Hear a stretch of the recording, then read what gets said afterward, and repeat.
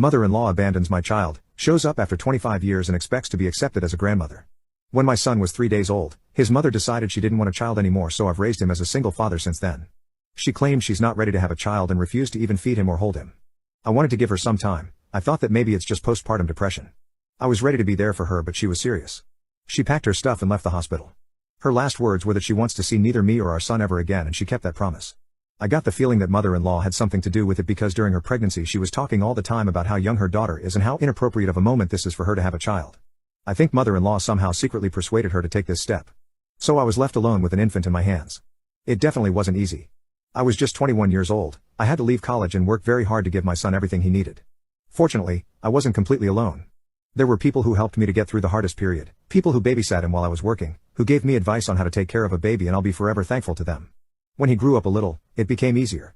I could send him to a kindergarten and work without asking people to take care of him while I'm not there. During all this time I hope to hear from his mother. I hope that she'll eventually come around and realize you can't just leave your child like a worthless piece of trash. But, even though I had left her my contacts and she could call me or write me a letter whenever, she didn't. I never heard from her. She never once used her rights to visit him. When he was little, he often asked me why his mother left him, why she didn't want him. And I didn't know what to answer because I always tried not to speak badly of his mother in front of him.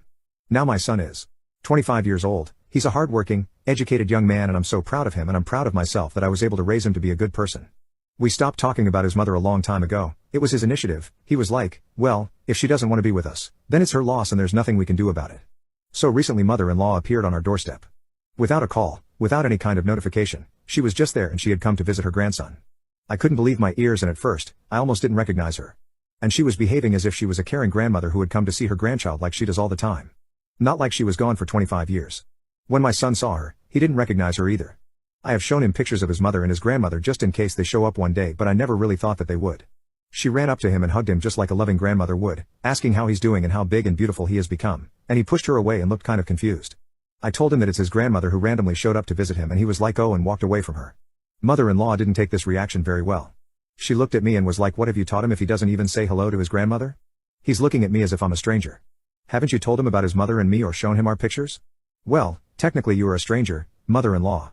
He had never seen you in person, so why are you so surprised?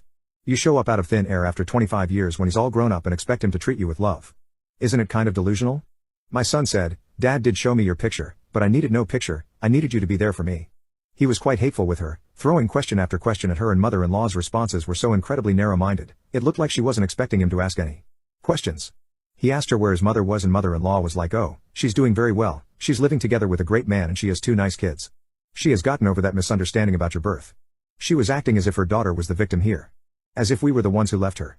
He asked her why did his mother abandon him. Mother-in-law said, well, she was such a young girl, it would be crazy for her to have a child at that age. She had her whole life ahead of her and a baby would only be an obstacle.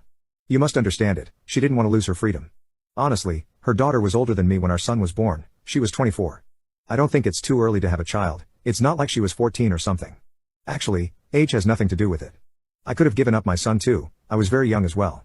But I didn't because I loved him and I wanted to be his father. At this point I wanted to show mother-in-law the door. Obviously, she wasn't welcome in our house, but my son stopped me. He had one more question. He asked why mother-in-law didn't want to be his grandmother. His mother left him, fine, but why did mother-in-law leave him too? Mother-in-law said, well, I had no time to take care of you. I was a young woman too, I had my life too. And grandkids are only obligated to take care of grandparents when they're old, and that's why I'm here. Then my son told her to leave and never come back. He said he doesn't want to see her ever again and he won't help her with anything. And as she was leaving, she attacked me like that's what I thought. A man alone cannot raise a proper human being. Such a rude and impolite boy, he would have turned out better in an orphanage than with you. So according to mother-in-law, the conclusion is, don't have children while you're young, or if you do, feel free to leave them and then come back a few decades later and they'll love you even though they have never received any kind of care from you. But seriously, what the hell was she expecting?